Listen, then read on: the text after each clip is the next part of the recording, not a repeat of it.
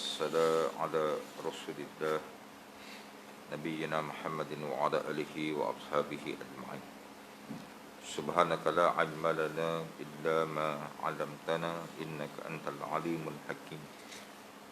رب اشرح لي صدري ويسر لي أمري واحلل عقدة من لساني يفقهوا قولي.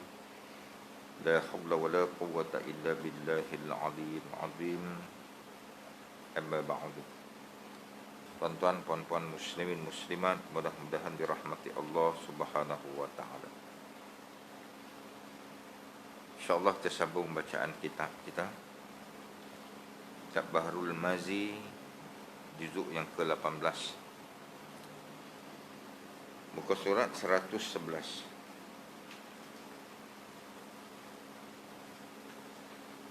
Tajuk baru, Babu Salasatun Yuhibbuhumullah, yakni bab pada menyatakan 3 orang yang kasih akan mereka itu oleh Allah.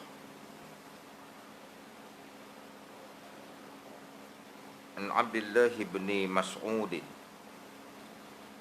yarfa'uhu qala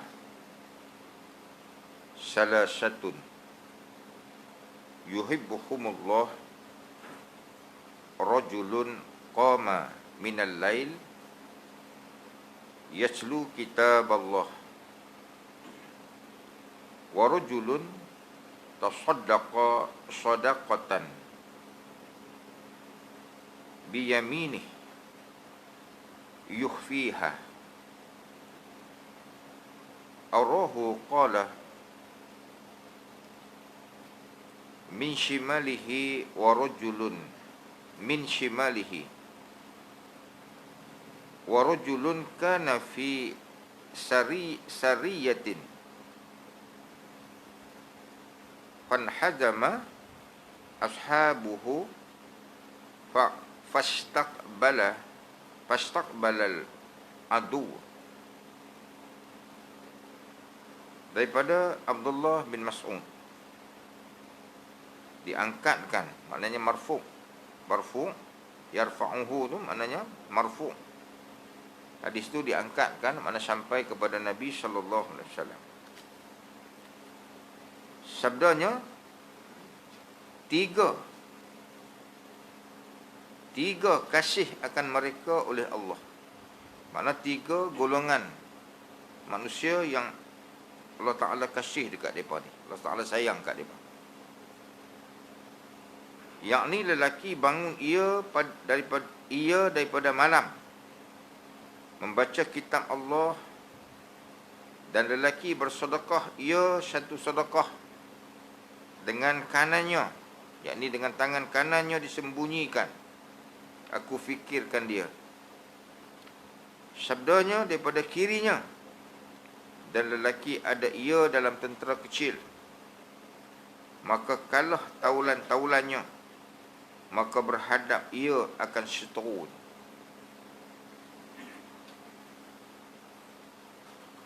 Hadis yang pertama ni riwayat daripada seorang sahabat Nabi, nama dia Abdullah bin Mas'ud bin Ghafil bin Habib al-Huzali. Sahabat Nabi ni wafat dia pada tahun 32 Hijrah ataupun tahun 653 Masihi, ataupun terkenal dengan panggilan Ibnu Mas'ud sahaja. Termasuk Ibnu Mas'ud ni seorang daripada sahabat Nabi sallallahu alaihi wasallam. Kalau tak salah, dia masuk Islam di antara yang terawal juga. Sahabat yang ataupun orang yang masuk Islam yang ke-24, kalau tak salah saya. Orang yang ke-24 masuk Islam. Dia juga seorang muhaddis dan seorang mufassir. Mufassir Al-Quran. Orang yang boleh mentafsir Al-Quran. Bentuk tubuhnya agak kecil, agak kecil, ataupun kita panggil hari ni apa? Bukan OKU. Apa nak panggil hari ni? Macam renek sikit tu. Kan? Macam katik sikit tu. Katik. Bonsai. Bonsai tak kenal kan? Bonsai pokok kan? Dia macam tu lah. Nak sempurna tubuh badan, tapi dia kecil sikit. Tangan kecil, paha kecil, betih kecil. Tu, Ibnu Mas'ud. Satu hari diriwayatkan dalam sebuah hadis daripada Sayyidina Ali, ketika Nabi SAW perintahkan Ibnu Mas'ud untuk panjat sebatang pokok. Sebahagian kata untuk pokok tu pokok arak. Pokok arak, pokok kayu yang buat sugi tu. Nama tu pokok arak. Bukan arak mabuk ni dah, pokok tu nama arak. Pokok tu buat kayu sugi lah. Jadi Ibnu Mas'ud pun naik panjat lah pokok arak tadi ni, nak ambil perintah Nabi tu, nak ambil kayu sugi tadi ni. Naik. Sahabat-sahabat duduk bawah ni kan, bila panjat pokok, mereka pun kelih tengok, agak gelak lah. Mereka kata kaki kurus macam belalang kecung. Kan? Tahu belalang kecung? Kan bukan belalang kunyit. Belalang apa tu? Mentadu tu. Kan kecil lah kaki kan.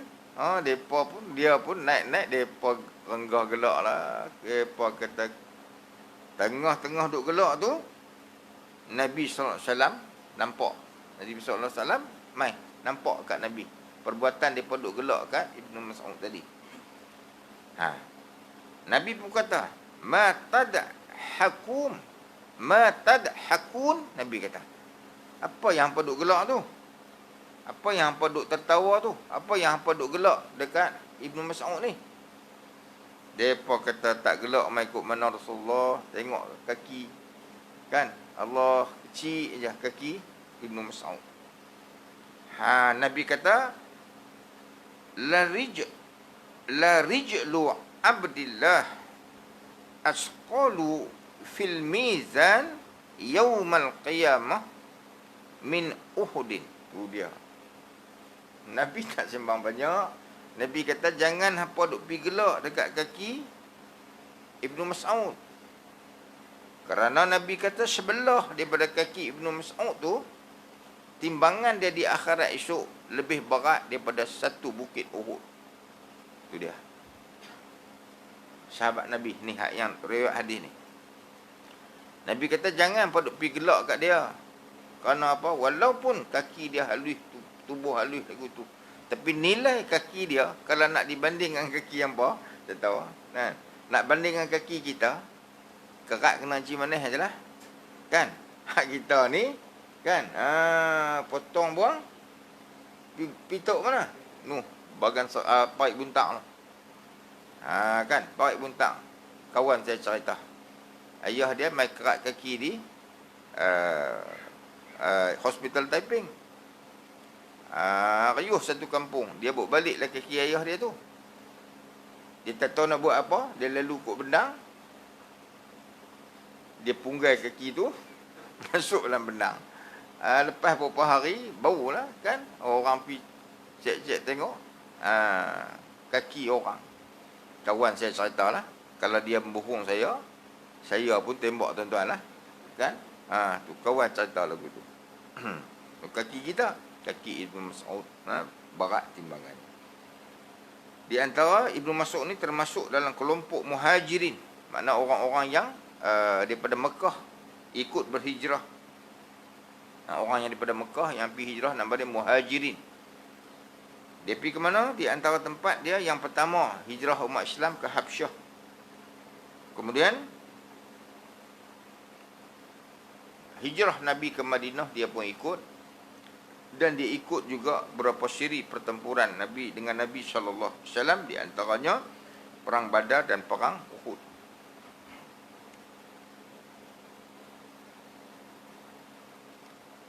Di antara orang-orang yang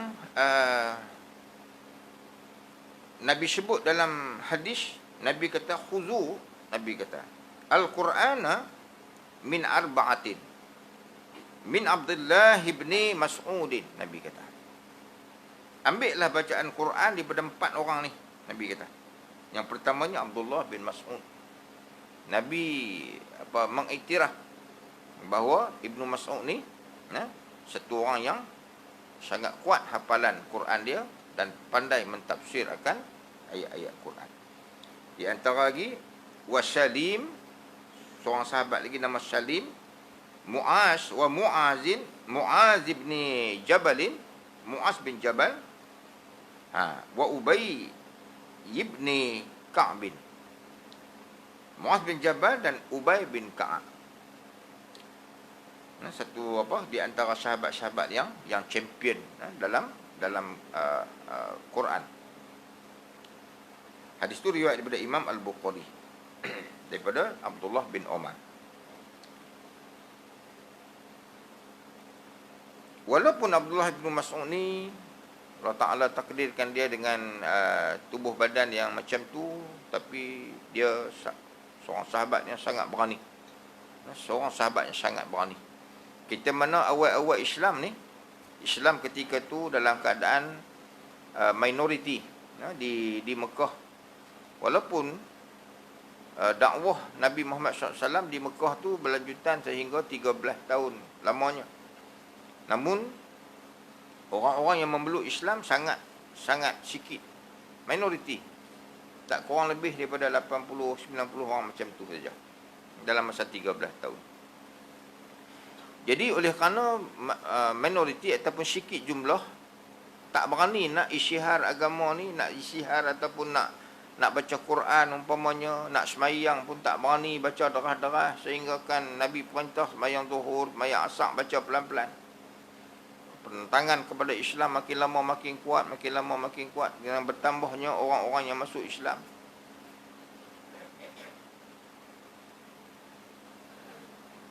Tak ada peluang untuk nak bercakap tentang agama ni. Terutamanya di dalam Masjidil Haram, di Kaabah tu tak boleh. Kerana apa? Dikelilingi oleh berhala-berhala yang tak kurang lebih ada 360 berhala. Dengan ketua-ketua berhala, dengan Lata dia, Uzza dia. Dan pemuka-pemuka Quraisy, di antaranya orang-orang yang bangsawan-bangsawan Quraisy yang kafir ni. Mereka duduk je kat depan pintu Kaabah tu, melantunkan syair-syair tentang agama mereka. Siapa berani nak pi dakwah tentang agama Islam masa tu, kecuali ni Abdullah bin Mas'ud. Walaupun dia kecil, dia pi ke Kaabah. Dia pi ke Kaabah, dia baca Quran depan Kaabah tu. Kata ulama, dia baca surah Ar-Rahman tu. Ar-Rahman 'allamal Quran tu, ayat tu dia baca, surah tu dia baca. Bila dia baca Quran depan dengan Kaabah tu kan, yang banyak pemuka-pemuka Quraisy yang kafir tadi ni, yang duk bersyair tentang keindahan agama depa ni, keindahan tokoh bahala-bahala depa ni, dia pi baca Quran tang tu. Depa tabuh dia. Depa suap dia cukup-cukup pasal dah halui. Kecilnya. Depa kata ni makan kita, depa pun balun dia. Sampai bengkak-bengkir muka Abdullah ibnu Mas'ud. Balik mai dalam kumpulan orang Islam ni, pakat dia gelak kat dia pula. Depa kata, hang tak pada dengan kurus, tak pada dengan kecil, tak pada dengan bonsai, depa kata. Hanya hampir baca Quran depan orang tak mau agama tu, hang boleh Dia kata hang boleh tengok muka bengkak-bengkir habis. Dia tanya kat depa, awak apa nak suruh pergi baca lagi ke? Dia nak pi lagi. Tu yang kata, badan kecil, hati besar. Kita badan besar, hati tikui. Kan? Kita ramai kita 5-6 orang tengah-tengah duk cerita bab Islam ni, duk cerita bab perundangan Islam, duk cerita pasal lalu satu orang, seorang aja lalu. Hak dia bukan geng kita. Pakat sengak habis lah, tak mulut lah sengak. Takut. Tak? Ada tak macam tu? Kawasan ni? Ada? Ada? Tak ada. Kan? Kan? Allah. Abdullah ibn Mas'ud ni macam tu kelaku perangai dia. Sehingga kan di dalam satu peperangan yang terbunuhnya Abu Jahal, iaitu peperangan Badar. Inilah orang yang bertanggungjawab potong tengkok Abu Jahal. Ni Ibnu Mas'ud ni tak pedang kecil renek, dia bunuh Abu Jahal dengan pedang dia. Ketika mana dia nak libas tengkok Abu Jahal, dia tengok mulut Abu Jahal kumat-kumit macam nak habaq satu benda. Dia tangguh dulu, dia tak jadi lagi potong kepala Abu Jahal. Pasal dia kata Abu Jahal nak mengucap kalimah syahadah. Dia pergi dekat sikit, rupanya Abu Jahal kata apa? Ni hang pergi salam kat kawan hang, hang pergi salam dekat sahabat hang, hang pergi salam dekat Muhammad ni, hang habaq kat dia, aku dengan dia musuh dunia akhirat. Oh. Punya gedebe. Gedebe ke? Kan gedebe kan? Gedebe ke apa? Ada orang Kelantan sini? Mai ikut mana pula? Orang Jerman ni pula mai ikut Kelantan. Orang Kelantan kan? Tak ada kan? Punya bongkoknya, punya sombongnya yang kata Abu Jahal ni. Ketika nyawa tu, ujung pedang dah. Tengok mulut kumat kami, ingatkan nak kata asyhadu alla ilaha illallah. Dah, depa pi rapat dengar-dengar. Keluar pada mulut dia apa? Dia kata hang pikin salam kat kawan hang tu, kat sahabat hang Muhammad tu, hang habaq kat Muhammad ni, aku dengan dia musuh dunia akhirat. Syak dia bagi. Balasan bagi orang yang bongkok sombong macam tu. Sedikitlah daripada kisah Abdullah ibn Mas'ud yang juga sahabat Nabi, juga bertindak sebagai maula Nabi ataupun qadam Nabi, mempersiapkan segala keperluan-keperluan Nabi. Nabi nak mandi, dia tolong ambil air. Nabi nak pakai kasut, dia tolong sarung kasut Nabi. Nabi buka kasut, dia ambil kasut. Bukan sepak jauh. Ni kasut ustaz, dia sepak masuk dalam semak.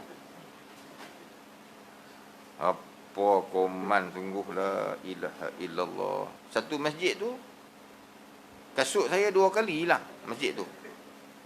Minggu ni hilang. Baru beli pula tu. Tak mahal lah beli pun. Kasut saya ni habis tinggi pun kalau RM15 tu kira mahal dah tu.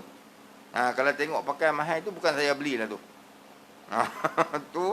Tu orang rumah lah beli. Kalau hak saya kadang boleh murah lagi nak beli. Beli. Nak balik lagi, tengok tak ada kasut. Tak apalah, kita ingat mereka duk berebut nak kasut ustaz. Tak apalah, balik kaki ayam kita ni. Bawa kita kaki ayam. Bulan lepas pi pula. Beli kasut lain pula, pi pula. Balik kaki ayam juga. Kan? Hak Khani ni cuma baik sikit. Dia tinggal satu kasut hak dia menyangkut. Di bawah tu ada paku, dua-dua. Tak nak tahan bagi dia tak cabut. Saya pun tak ambil lah. Balik jalan kaki juga, balik kaki ayam juga. Abdullah ibn Mas'ud, bila Nabi buka kasut, dia ambil kasut Nabi, dia kepit celah ketiak dia. Sampailah Nabi habis kuliah, Nabi habis khutbah, Nabi habis mengajar. Nabi habis urusan Nabi dalam masjid dan sebagainya. Itu dia. Sahabat Nabi nama Abdullah ibn Mas'ud. Dia kurang suara sikit tuan-tuan.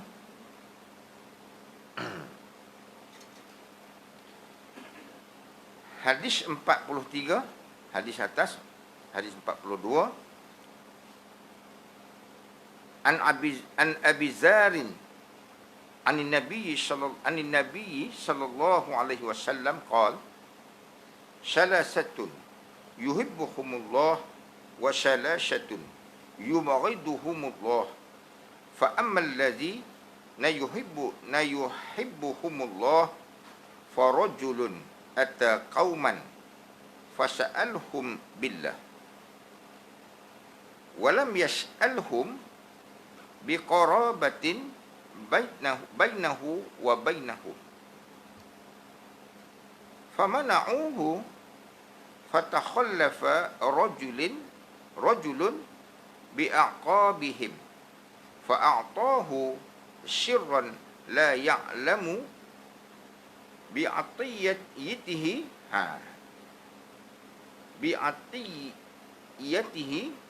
إلا الله والذي أعطاه وقوم ساروا ليلتهم حتى إذا كان النوم أحب إليهم مما يعدل به نزلوا فوضعوا رؤوسهم فقام أحدهم يتملقني ويسلو آياتي ورجل كان في سرية فلقي العدو فهزموا وأقبل بصدره حتى يقتل أو يفتهله وثلاثة الذي يبغضهم الله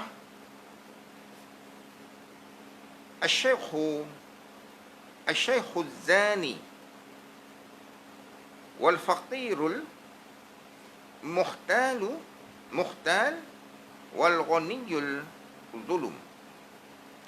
Daripada Abi Dzar, daripada Nabi SAW sabdanya, tiga yang kasih akan mereka itu oleh Allah. Tiga golongan ataupun tiga kumpulan yang Allah Ta'ala suka dekat mereka ni. Dan tiga yang dimarah akan mereka itu oleh Allah. Maka adapun orang yang kasih akan mereka itu oleh Tuhan, maka lelaki yang datang akan kaum, maka dipintanya mereka itu dengan Allah dan tiada minta mereka itu dengan kerabat antaranya dan antara mereka itu. Maka ditahan mereka itu akan dia, maka mengikut lelaki di belakang mereka itu, maka diberinya akan diam-diam, tidak tahu dengan beriannya melainkan Allah dan yang memberi akan dia. Dan kaum yang berjalan mereka itu malam hingga apabila adalah tidur, lebih suka mereka kepada mereka itu daripada barang yang menyamai dengan dia turun mereka itu. Maka dihantar mereka itu kepalanya, maka bangun seorang daripada mereka itu. Maka dihantar kepada mereka itu kepalanya. Kitab tuan-tuan macam mana tulis apa? Maka dihantar mereka itu kepadanya, maka bangun seorang daripada mereka bercumbu denganku dan membawa ayat-ayatku, dan lelaki yang ada ia di dalam tentera kecil. Maka bertemu ia akan seteru, maka mundur mereka itu dan berhadapnya ia dengan dadanya hingga dibunuh akan dia atau dimenang baginya. Dan tiga orang yang dibenci mereka itu oleh Tuhan, orang tua yang berzina, dan fakir yang membegah diri, dan orang kaya yang zalim. Hadis tu hadis sahih.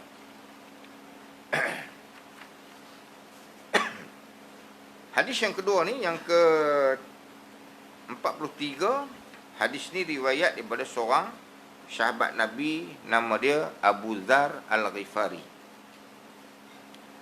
Ataupun nama sebenar Abu Dzar Al-Ghifari ni ialah Jundub bin Junadah. Nama dia Jundub bin Junadah. Juga di antara as-sabiqun al-awwalun ataupun orang-orang yang pertama-tama masuk Islam.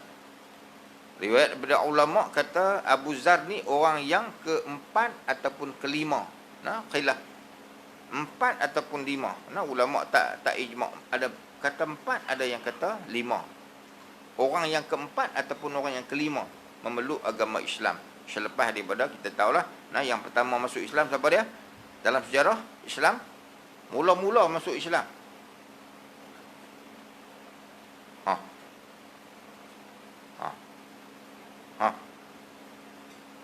Siapa je? Tak boleh angkat kepala pula dah. Mula-mula isteri Nabi lah. Kan? Kita ni apa-apa pun siapa tahu dulu. Kan? Apa-apa hal lah kita ni isteri kita lah tahu dulu. Macam Nabi SAW. Nah, balik ketak-ketak daripada Gua Hira. Ada Gua Hira. Kan? Balik selimut. Panggil Khadijah selimut. Kelimutlah Khadijah ni akan Nabi. Nah, Nabi ni takut sungguh. Kan? Pelan-pelan dia pergi cari pupu dia. Tanya tentang pupu dia tu, apa tentang Nabi. Pupu dia kata, "Bok mai jumpa aku." Dia pun cerita. Itulah yang mai kat kamu tu.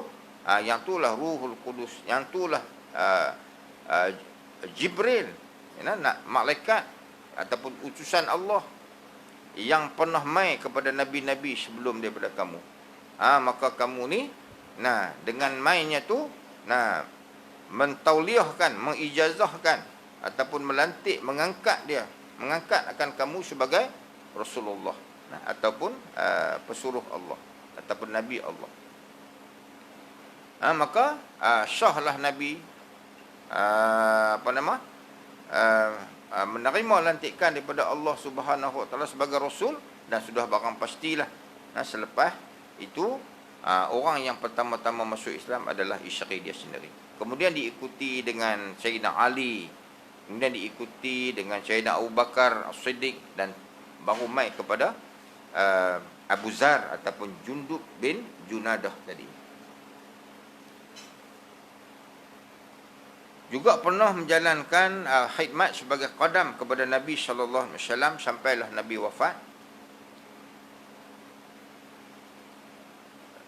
Dikenali di kalangan sahabat Nabi sebagai satu orang yang sangat zuhud.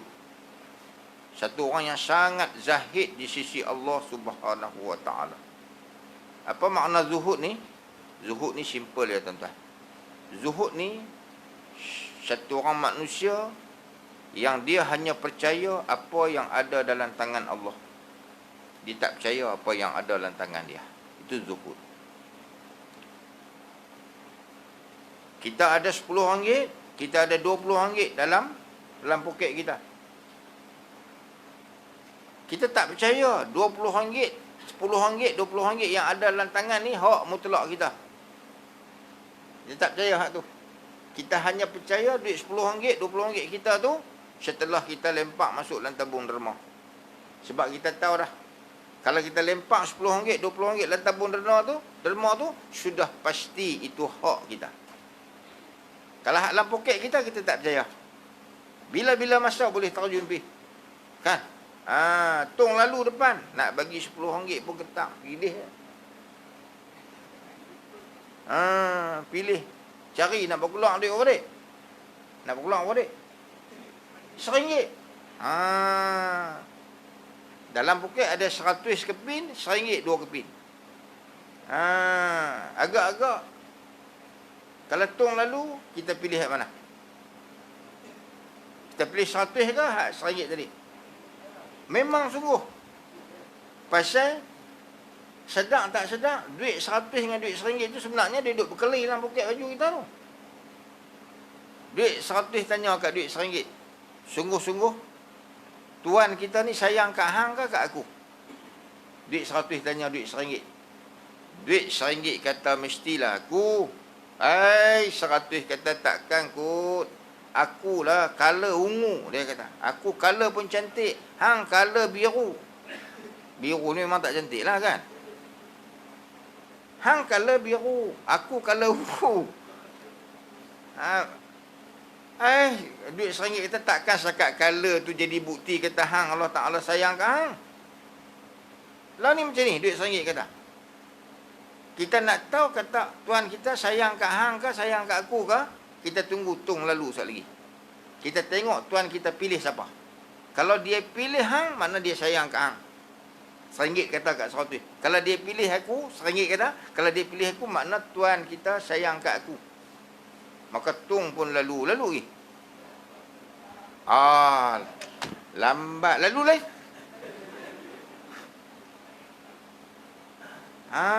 Maknanya kalau kumpulan kita sini ni kita sayang mana?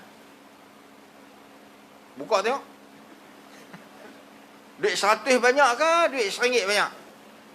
Duit RM1 banyak, maka buktinya duit RM1 lah yang paling sayang. Pasal apa tu? Pasal kita tak percaya apa yang ada dalam tangan Allah. Kita hanya percaya dalam tangan kita. Kita percaya duit kita hak RM10, hak RM100 tadi ni boleh bagi kat kita satu benda. Dia boleh menghasilkan kita satu benda. Kan? Kita pun tak bagi. Keluar tengok tayar kereta RM1 sebelah. Dia pancat pergi. Bawa pergi kedai. Cina kata tu dia kena screwdriver. Screwdriver cacak daripada belah ni sampai belah sana. Dia kata kena tukar tayar lain. Kan? Duit kita RM100 ni dapat kat kita ke dapat kat kereta? Dapat kat kereta. Kita kata tayar baru apa? Tayar baru sekarang punya harga getah mahal sikit. 280 satu. Ayuh, kita kata. Scan ni ada. Buh tayar scan, dia kata scan ada RM80. Kan? Sek baik dia kata 80. Kalau dia kata 100, sekupang pun tak ada kita. Tu makna zuhud. Kita tak percaya. Lalu ya tung, ada 50, buh 50. Ada 100, buh 100. Ada 20, buh 20. Aisyah lagi ni kan balik lagi orang perempuan isteri suruh beli sate. Dia nak makan sate. Tuan-tuan jangan takut. Berapa duit ada, tuan-tuan masuk aja. Sekali tuan-tuan balik, tuan-tuan order sate. 30 cucuk ayam 15, daging 15. Nak bayar dengan apa? Tuan-tuan jangan takut. Sekali tuan-tuan nak pergi ambil tu, ada orang kata dah bayar dah. Berani? Ada berani? Tak zuhud lah tu. Tu. Ni Abu Zal Al-Ghifari, daripada dia ni tak mau cerita lah kisah lampau dia tu kan. Kisah lampau dia tu.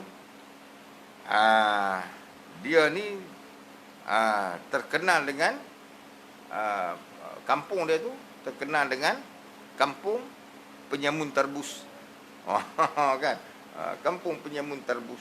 Nah, kampung dia tu pekerjaan orang kampung dia tak ada lain melainkan kerja depa menyamun je. Kerja depa tu menyamun.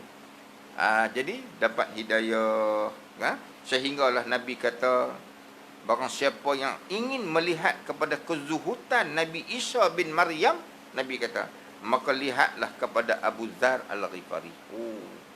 Daripada kepala gangster tadi ni, kepala penyamun tadi ni, terima Islam, jadi satu orang yang sangat zuhud dengan agama. Jadi satu orang yang sangat warak. Sehingga Nabi kata, siapa yang nak tengok ciri-ciri zuhudnya Nabi Isa bin Maryam, Nabi kata maka tengoklah kepada Abu Dzar Al-Ghifari.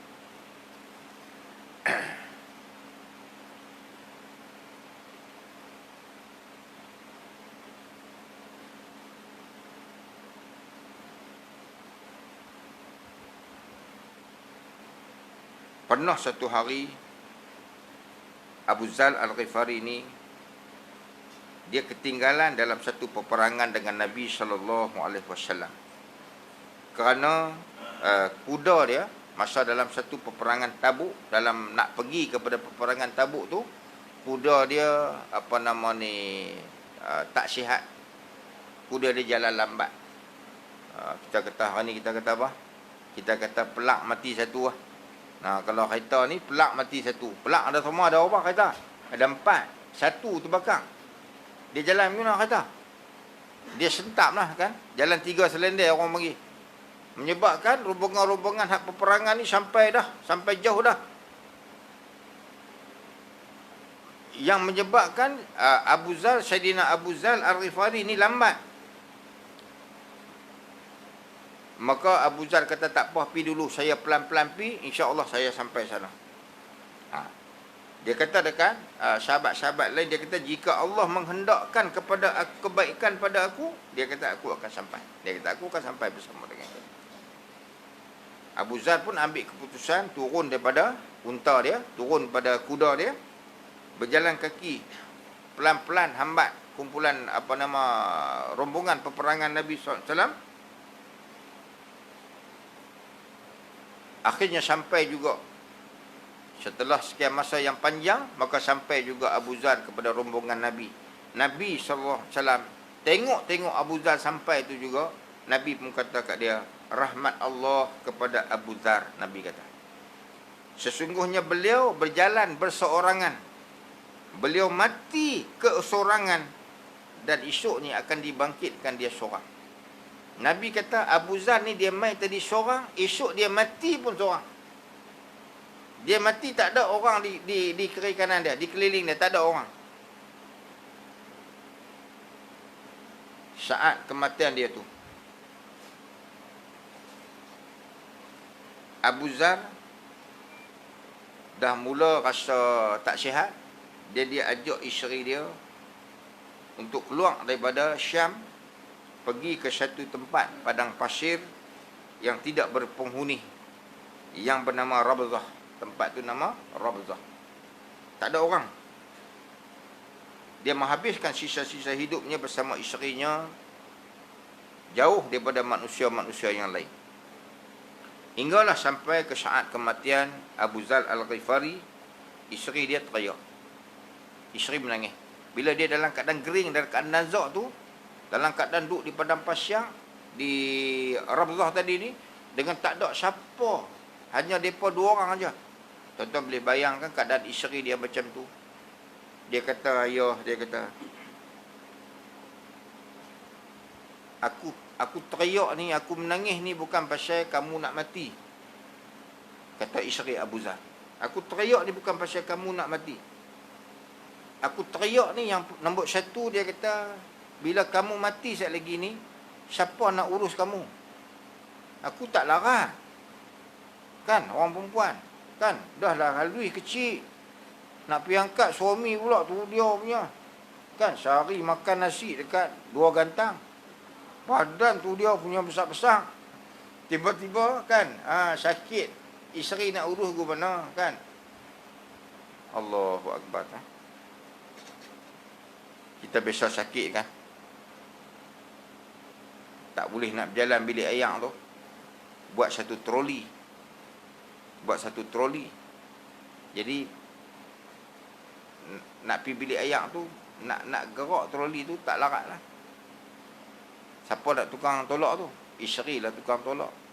Dia pun besar sikit pada Doraemon je pun, kan? Oh, kesian, nak tolak kita, sat lagi nak pergi tandas, sat lagi nak ambil ayat semayang, sat lagi nak, Allahu Akbar. Ni isteri tuan-tuan.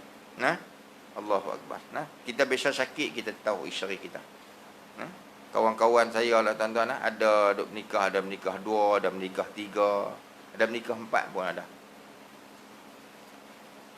Cerita dia kata, ustaz, kita ni kalau sakit ni, dia kata, isteri memang ada ramai, 2-3 orang isteri, tapi sakit ni dia kata kena pihak nombor 1 ke. Sungguh tuan, yang nombor 1 ni betul ya?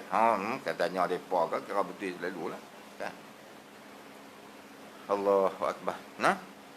Ni teriak ni, dia kata, saya nak angkat abang lagi, kalau abang mati saya tak larat. Dia kata nak korek liang lagi, nak angkat abang lagi, lepas tu nak kapan lagi. Dia kata kain kapan pun tak ada.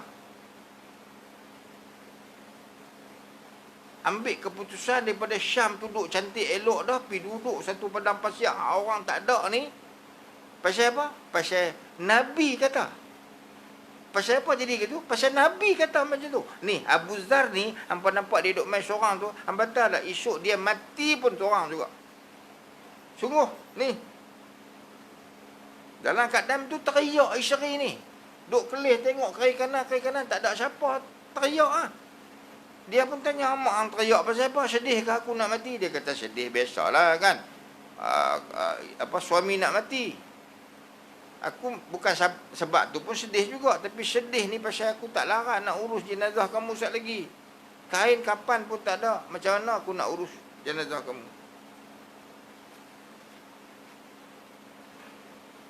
Abu Zar kata apa? Ni yang kata zuhud. Ni yang kata satu tahap sahabat Nabi ni yang payah nak ada kat kita ni. Sangat payah nak ada. Bukan Nabi. Ni sahabat Nabi. Hak Nabi tu barang pasti dah tak boleh lagi kita ni.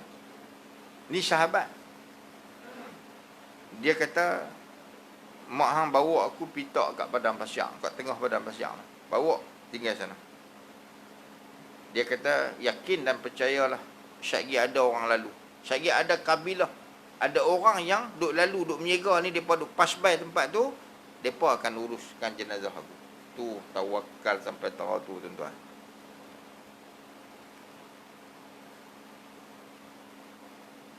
Isteri ni pun, heretlah dia tak di padang pasir, bawa dia pergi padang pasir, tengah-tengah padang pasir. Tiba-tiba lalu satu rombongan perniagaan yang diketahui oleh Abdullah bin Mas'ud. Tadi, kita cerita tadi.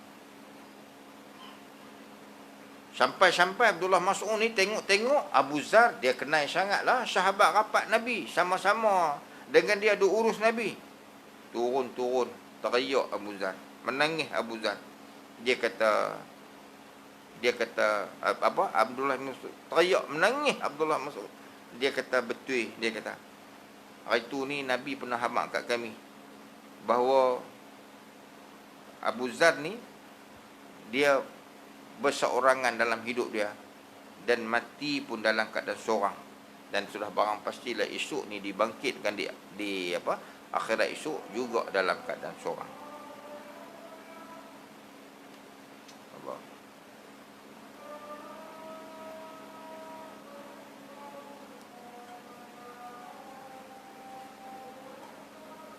Allah.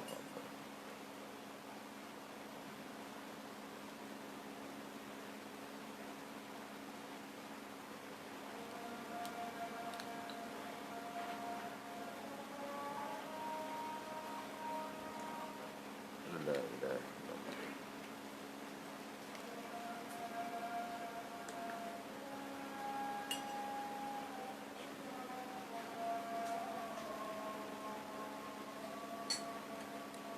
Asyhadu an la ilaha.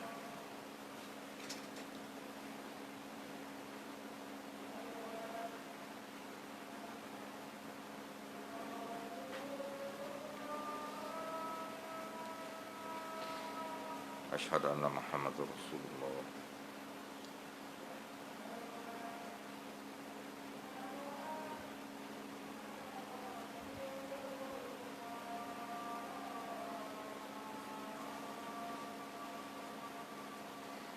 Asyhadu anna Muhammadar Rasulullah.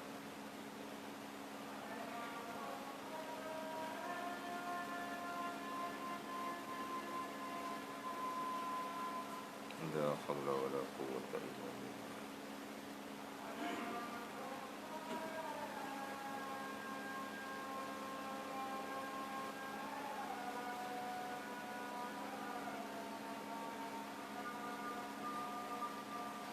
La haula wala quwwata.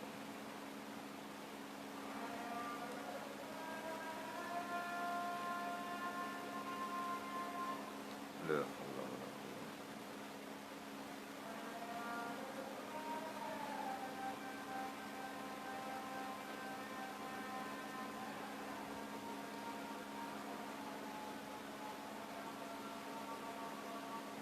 La haula wala quwwata illa billah.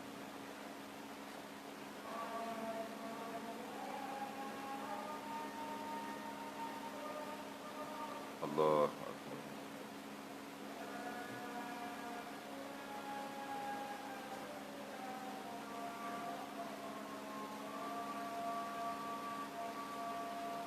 La ilaha illallah Muhammadur Rasulullah sallallahu alaihi wasallam. Allahumma rabbana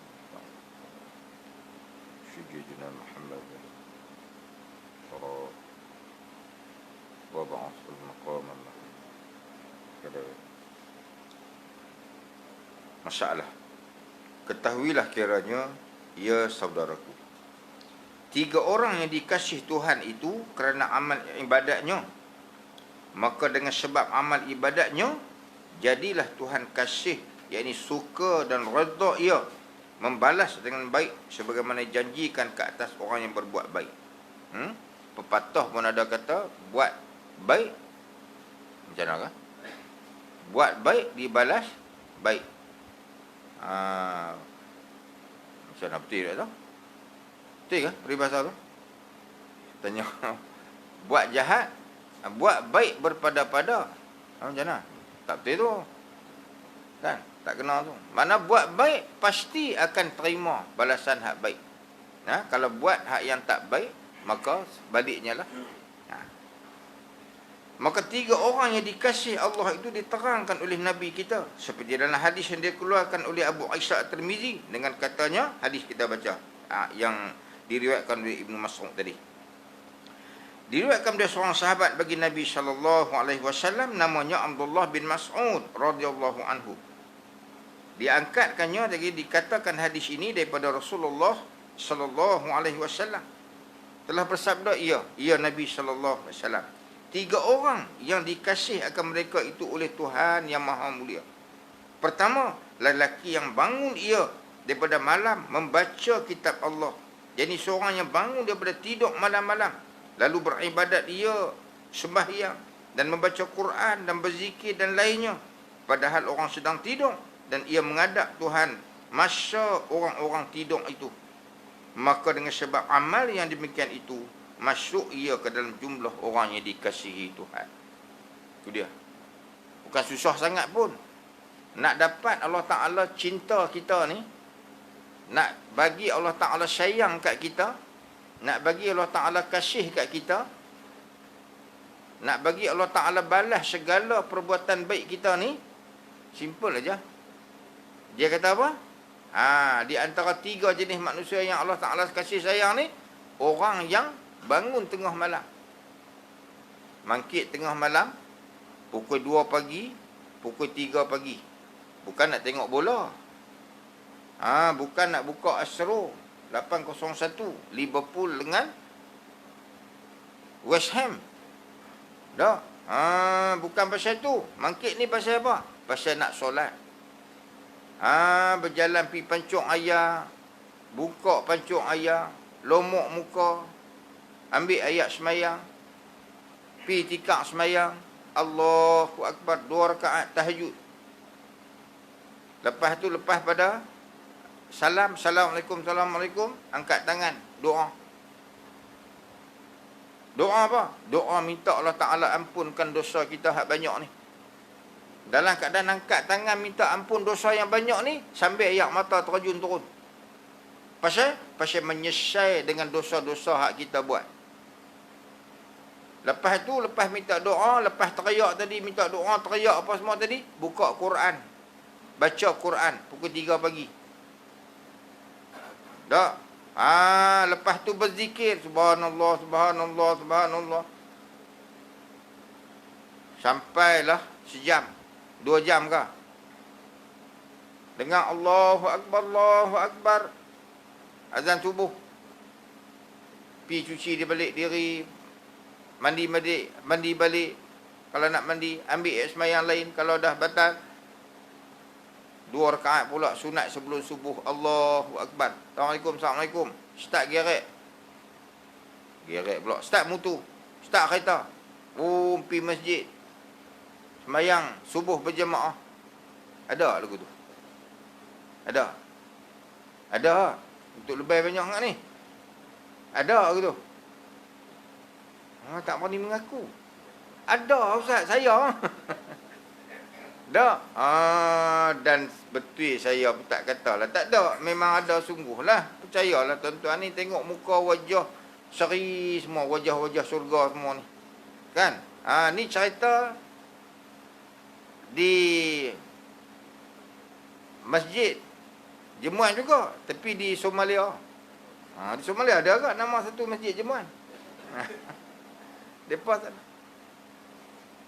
Senang tak Ustaz Habang tak sat ni? Senang Ustaz Habang ah. Tak sampai 3 minit dia Habang. Bangkit pukul 2 pagi, 3 pagi. Pi ke pancung ayam, lomok muka, ambil ayat semayang. Pi ketika semayang, Allah Akbar 2 rakaat tahajud. Lepas tu, angkat tangan doa. Teriak, teringat dosa hak banyak. Jadi ya, boleh teriak tak? Boleh teriak? Tak boleh teriak. Hak ustaz ni pun tak boleh teriak. Tambah tuan-tuan hak bukan ustaz. Ustaz tak boleh lah. Kami boleh. Tuan-tuan. Bukan susah sangat nak dapat Allah Ta'ala kasih ni. Betul. Cakap betul. Nak buat ni. Cara praktikal dia tu. Yang tu payah. Boleh. Mangkit 2 pagi boleh. Ambil ayat semayang boleh. Pergi semayang 2 rakaat tahajud boleh. Hak nak teriak. Angkat tangan doa. Nak minta ampun ke Allah pasal banyaknya dosa kita. Hak tu tak mau keluar Ustaz weh. Dia punya pulun nak pergi teriak ni tak boleh teriak. Tak tahu saya lah tuan-tuan. Senang tak teriak? Sampai kena ambil bawah.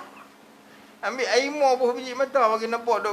Tak apalah, gabuh pilah. Tak apalah, berlakon dulu mula-mula. Buat dengan berlakon dulu. Nak abang kata, kerasnya hati kita ni.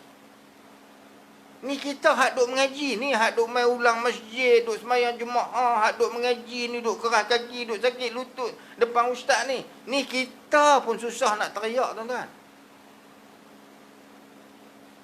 Nak teringat, ingatlah dosa kita macam mana kemarin. Aku itulah. Tak mau keluar air mata.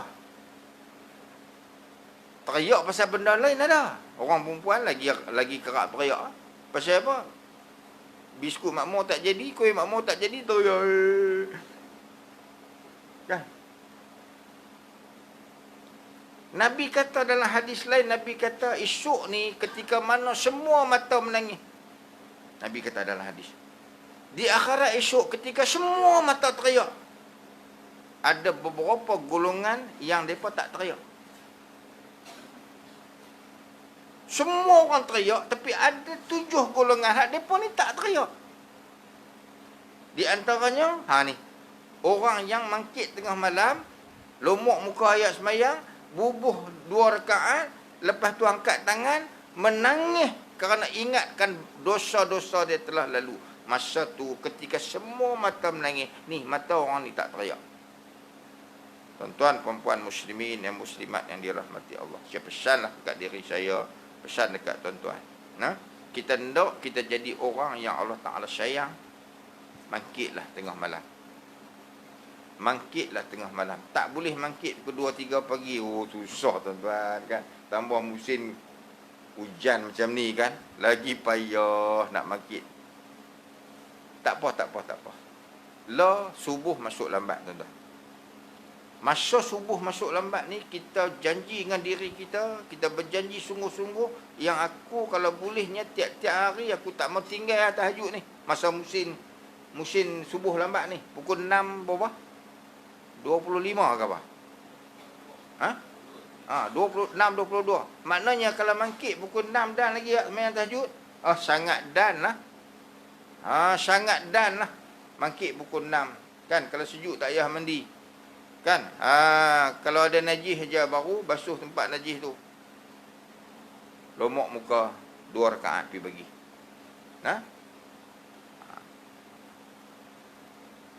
Janji dengan diri kita.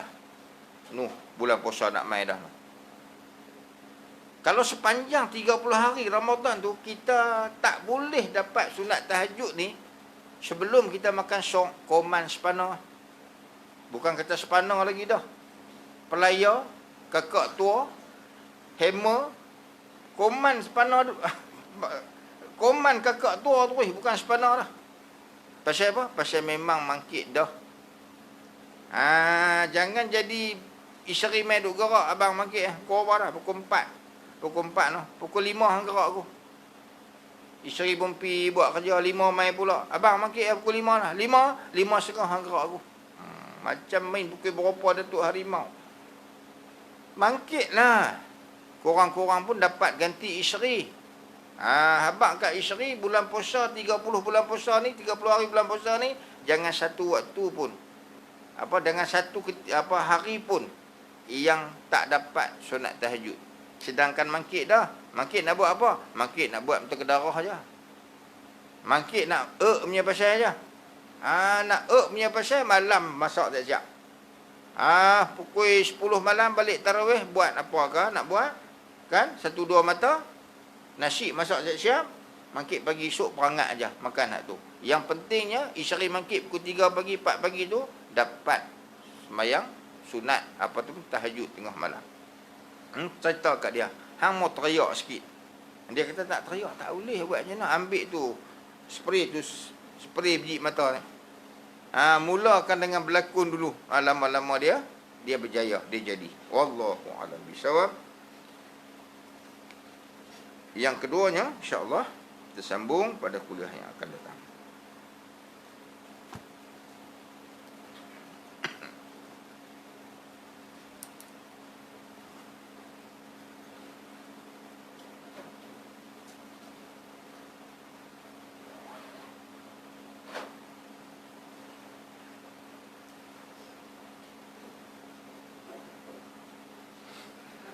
أعوذ بالله من الشيطان الرجيم بسم الله الرحمن الرحيم الحمد لله رب العالمين والصلاة والسلام على رسول الله نبينا محمد وعلى آله وأصحابه أجمعين سبحانك الله وبحمدك أشهد أن لا إله إلا أنت أستغفرك وأتوب إليك وصلى الله على سيدنا محمد وعلى آله وأصحابه أجمعين والحمد لله رب العالمين. Saya mohon maaf yang terkasar bahasa. Assalamualaikum warahmatullahi